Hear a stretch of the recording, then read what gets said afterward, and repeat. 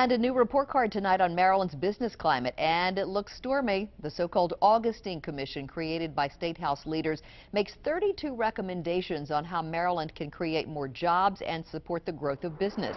11 News reporter David Collins joins us live from Annapolis with the details. David. Well, Donna, this 129 report is not all new doom and gloom. It actually provides a roadmap to prosperity.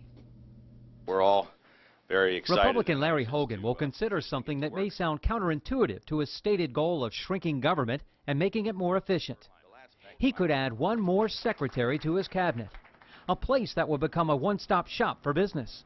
The idea that we have a Secretary of Commerce in the state of Maryland. The panel is led by former Lockheed Martin Corporation Chief Norm Augustine. He says Maryland has not nearly reached its potential, not with all the resources the state has to offer.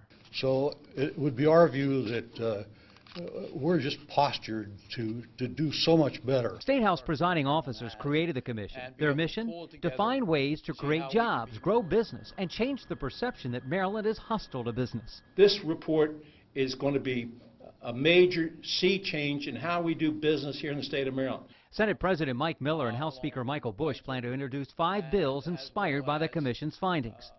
In addition to a Secretary of Commerce, which would oversee the Department of Business and Economic Development, state employees would get customer service training. They want to put a stronger process in place to determine the impact new regulations would have on small business. Another bill creates an apprentice program to provide more workforce development opportunities for young people.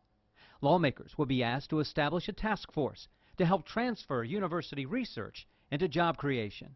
So this is not a report that's just going to sit and gather dust. The state is taking action on it. Governor Hogan released a statement thanking the commission and calling its work a strong blueprint to make Maryland more competitive.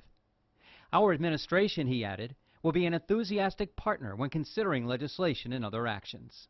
And it's not about looking past at past differences. It is about seizing opportunities in the future. Again, the governor, through his press office, says this is exactly the right conversation we should be having to transform the state's business climate. Reporting live from Annapolis, David Collins, WBAL TV 11 News.